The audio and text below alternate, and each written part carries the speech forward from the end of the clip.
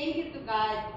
Kasi, pinag-pray ko lang siya dati. Nakaupo lang ako dyan. Tapos, may award. Di ba? Tumatay ko yung iba. Tapos parang sabi ko sa sarili ko, ano kayang feeling pag nandito ka? Masarap pala.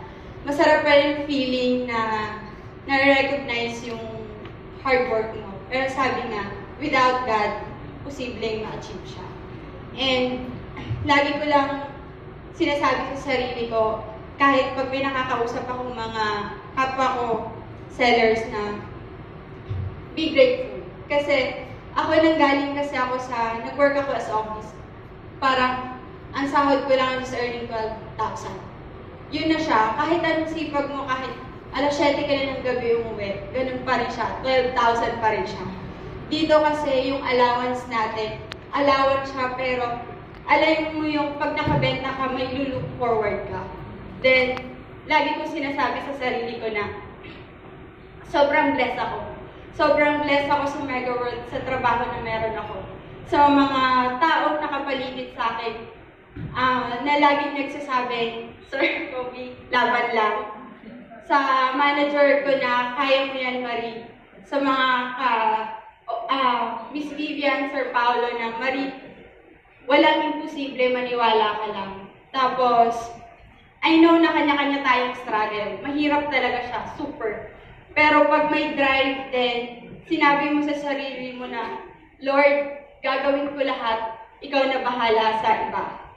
Mangyayari kung mangyayari. Tapos gusto ko magpasalamat, Ma'am Rowie. Nakapag-travel na ako. Lagi mo sinasabi sa akin na, sige lang, benta lang kayo ng benta. Kasi pagdating ng araw, kayo rin makikinabang. Yung dati na iniingin ko lang na, ano kayang feeling makasakay sa aeroplano? Nagawa ko siya. Nagawa ko siya. Lagi sinasabi ni Ma'am, magsipag ka lang. Magsipag ka lang. Kasi ma-achieve mo kung anong gusto mo. Napag-belmont ko na yung family ko. Na parang sabi ko sa mama ko, masarap pala ng feeling mo. Oo nga eh. Siguro kung hindi ka naglipat ng trabaho, hindi natin ito may experience. Kaya, thanks God. Thank you, Mega World. Thank you sa lahat ng tao. Ma'am Rowie, Sir Noel, kahit matigas ulo ko, pero hindi mo ako hinahayaan. Parang sumunod ka sa akin, manager mo ako. Kung gusto mong may mangyari dito, sumunod ka. Then, thank you, sir. Sir Paolo, Miss Vivian, Miss Clark. Nasa grupo ka na namin. Kaya maging matino lalo. Kasi sobrang,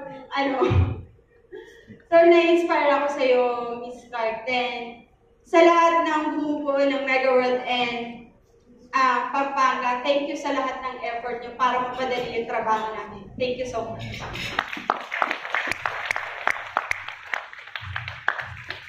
Okay, so congratulations again, Ms.